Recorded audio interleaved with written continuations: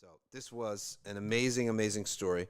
It's widely known in the Arab countries because this imam is apparently widely known. I don't know him personally, but when imams narrate this, they always say one of our colleagues who's on Egyptian, he's very popular in Egypt, and they tell the story. There was a man, an imam in Egypt. He's a very popular imam, and he privately told this story to people, that he had a flight at very early in the morning, 6 a.m. flight, which means he got to be in the airport around that time, a little bit before 6 a.m. Okay. So he's far away. He's like 3 hours away. So he calls up his friend, and he's another sheikh. He says, I know your masjid is literally right next to the airport. Can you keep the door open for me? I'll go in and I'll sleep in the masjid. I'll pray Fajr right away, and then I'll go and I'll be very close to the airport. So he said, fine, no problem. So he tells the people, leave the door open for the sheikh and leave a light on. So most masajid in Egypt, they close after Isha. But this man, he left the masjid, the door open. And the servant, they left the door, or the worker in the mosque left the door ajar, right? Meaning open a little bit of the mosque. So the sheikh, he has his dinner, he packs up his bags, and he drives all the way up, or he takes a cab all the way up, and then he arrives at the masjid. When he goes to the masjid, all the lights are off except for one light in the front of the mosque. And he puts his bags down, and he hears like weeping, crying. And then he goes up and he sees a regular man sitting right in front of the mihrab, saying, oh Allah, I don't have anybody else. The operation's tomorrow. I need this money. I have nothing. And he's crying and crying and crying, and he's making dua, and he's sometimes lifting his hands up like this, and sometimes crying and talking in common Egyptian language, saying, there's nobody else. My mother didn't have anything. My brothers don't have anything. Nobody wants to lend me anything. And my wife has to do this surgery. And he's crying, and he's making this dua. Then he hears the imam come in, so he stops, and he gets up to leave, right? And the imam, he says, what is this dua that you're praying? SubhanAllah, you broke my heart just hearing you. And he's weeping. So the man, he cleans his face. He's like an adult. Like, he's not some youth, he's an adult. And he's an older man. And he says, my wife has a surgery tomorrow. It's a necessary surgery. We keep delaying it because we don't have the money. And I spent all night going to look out, trying to get loans from everybody, trying to patch together 5,000 from you, 2,000 from you. Nobody will give me a loan because his job isn't really strong enough. They don't think they're going to get paid back. Nobody will give him a loan.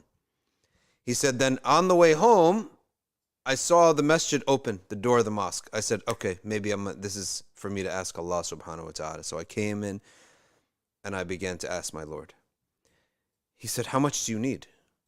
So the man says, I need 15,400 pounds. 15,400 pounds. So he said, Wallahi, I don't have that kind of money, but I will leave you to go back to the one who is going to answer you. So the man goes back and he spends the rest of the night all in dua until Fajr, and the imam sleeps on the side. When everyone starts coming in for Salat al-Fajr and the adhan goes off and the sheikh of the mosque comes in, he insists that his guests lead the prayer. So he leads the prayer. Now in this masjid, the prayer is actually, there's a little loudspeaker. So the apartment building next door can all hear the prayer. And he's a famous imam. So he's praying. And he prays a long prayer because Fajr should be a pretty long prayer to make sure that people could come down. He turns around after the salah and he sees a man get up right away and start approaching him. That man looks like a very rich guy, like with a scarf, polished, really clean looking guy. And he's smiling and he's so happy. He's like, I watch you every day on TV and we listen to your Quran and I couldn't believe that you're reciting in our masjid. He said, yeah, it was a coincidence, subhanAllah, that I had to take a flight, and this masjid is right next to the airport, so I spent the night here in the masjid, and he made me pray, so that's why I'm here. He then says that like, what can I do for you, right? And he said, he just talks about himself. I own factories. Anything you need, you have any, and most mashayikh, they have these initiatives. They got initiative. They feed the poor. They have students. He said, whatever you need. Your students need money. Your institution needs money. You just tell me what you need. So he said, no, everything's good, alhamdulillah, but thank you so much, and we'll keep in touch. As the man's leaving, he remembers the other man. He said, oh, wait, hold on a second. He said, I do have a need for you. There is somebody, I came today, I found him praying, crying his eyes out. He needs money. He said, okay, well, subhanAllah, my wife just today, as I was coming down, she had compiled the zakat, and she said, unload the zakat because we don't want the zakat in our house. Unload it all today. So I have a bag of zakat. He said, okay, good. How much is it? So he says, it's 15,400 pounds. Now the sheikh at this time, he can't believe what he's seeing. And his eyes start to well up, and he starts to he's in shock. He looks for the man. He's like, oh, I hope the man didn't leave. He finally finds the poor man. He says, come, quick. And then he says, in front of the rich man, he says to the poor man, tell me, what happened tonight? He said, well, as you know, I was looking for these loans. I couldn't get a loan. My wife's surgery is today at 9 a.m. And I saw the masjid door open. I came in, and I just begged to Allah for help. He said, how much do you need? He said, as I told you, 15,400 pounds. Now the rich man began to weep. He couldn't believe what he's hearing. Right? And he's like, this zakah had been piling up because I wanted to give it to one person who was in dire need. Allah's my witness. He says, every year we give the zakat out as it comes in. Like whatever money, we just give out envelopes to the people downstairs. And he said, this time around, I wanted to give out the zakah to one person who was in dire need. So I kept compiling it up in a drawer. And this time around, this morning, my wife said, if you're going to go out, take this money with you. I don't want this much money in the house as zakat. It's not, it has to be given out. So she made me take it today. And I usually don't pray in the masjid. But when I heard your recitation, I wanted to come and meet you myself. That's why I'm here. So he said, subhanallah al-azim, this man, Allah has driven 3 people. He drove him, the imam himself, made him to come to the mosque and spend the night there. The rich man, to hear the recitation, come down to the mosque. And the wife of the rich man, something moved inside of her that she does not want the zakat anymore. Right? She doesn't want the zakat in the house anymore. Unload it today. All 3 of them were crying, right? And they couldn't believe what they were seeing. They're seeing the ijabah of Allah right in front of them. And now the entire masjid is watching at this point. And the poor man, he just breaks out. And he starts saying, my Lord, I love you. I love you. And he starts screaming. He has the money in his hand now. He's like, I love you.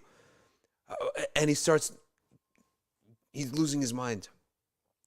But that's what it's like when Allah Ta'ala answers somebody. It's literally, people say, why don't we see miracles?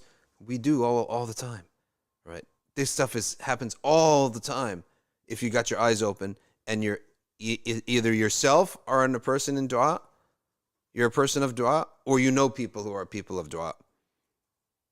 And when we say dua, it has to be, there is really no difference between emotion.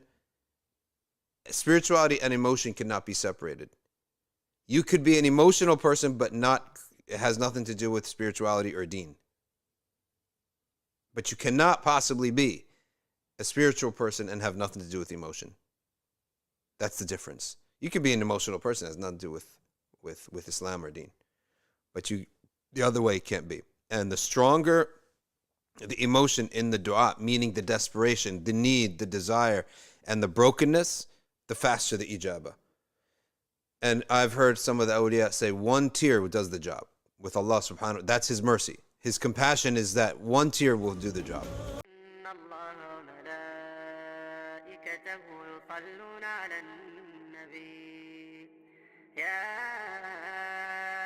الذين آمنوا صلوا عليه وسلموا تسليما